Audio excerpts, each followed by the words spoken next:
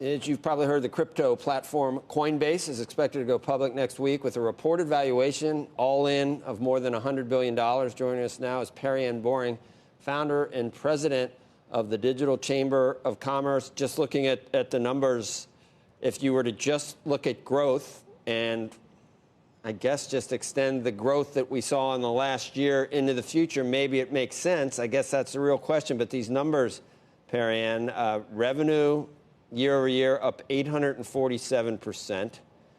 So 1.8 billion first quarter revenue versus 190 million. And net income jumping to roughly $750 million from 32 million. And then you got just assets because of what happened with crypto and mostly Bitcoin, 223 billion versus 90 billion at the end of 2020. Does that validate, does that justify a $100 billion market cap for Coinbase? Yeah, absolutely. I think Coinbase is actually undervalued for two reasons. One, fast-growing companies deserve a higher multiple. And as you noted in their earnings call this week, we learned that in the first quarter of this year, they did 1.8 billion in revenue. They have a run rate of 7 billion, and they're expected to earn anywhere between 8 and 10 billion in revenue in 2021. So their valuation is 10x of that. For a fast-growing company that's growing at 400% year over year, they deserve a higher multiple. I think that multiple should be closer to 15x, which would really bring it more to 150 billion valuation.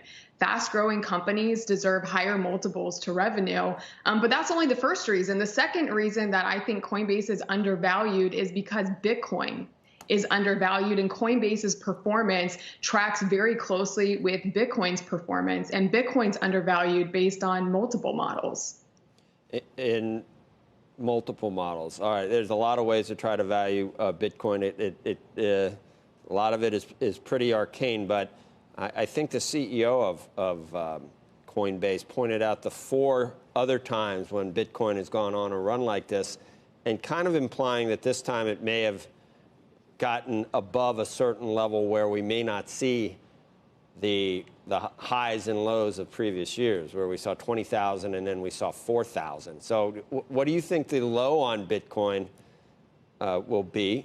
And then I don't just mean this year, but in general, how will it ever pull back below 35,000, below 30,000?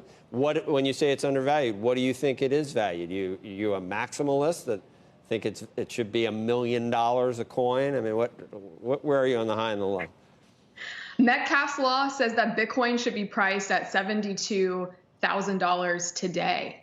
Metcalfe's law that was formulated by one of our advisory board members, George Gilder, and it's a formula that many technology investors use today to value a network, and you just use user squared times the transaction value. That brings you to 72,000 today. Another model that we look at is stock to flow. Joe, I know you're very familiar with this. Stock to flow says Bitcoin should be priced at 100,000 to 288,000 this year. We have 12 years of data on stock to flow in Bitcoin, and if you measure it using US dollars, stock to flow is 94% correlated. And if you use gold, stock to flow is 99% correlated. And stock to flow also says Bitcoin will be $10,000 an ounce. One Bitcoin will be 10,000 ounces of gold in 2029. That's what people mean when they say Bitcoin is eating gold. Hey, Perianne, one question about the value of Coinbase that I'm curious about is currently they are virtually the only game in town in the United States.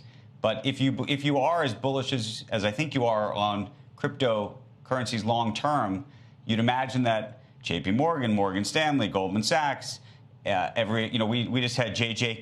Kinahan on, the TD Ameritrades of the world. Everybody will allow trading of these currencies. So how will that impact, I would imagine, the value of Coinbase?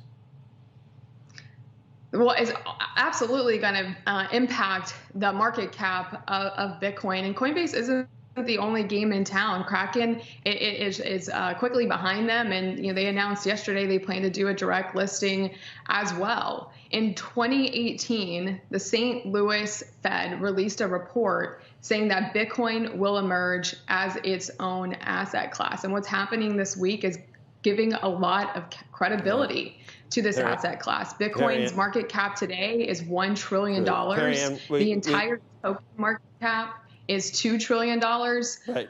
Bitcoin has emerged. Shepard Smith here. Thanks for watching CNBC on YouTube.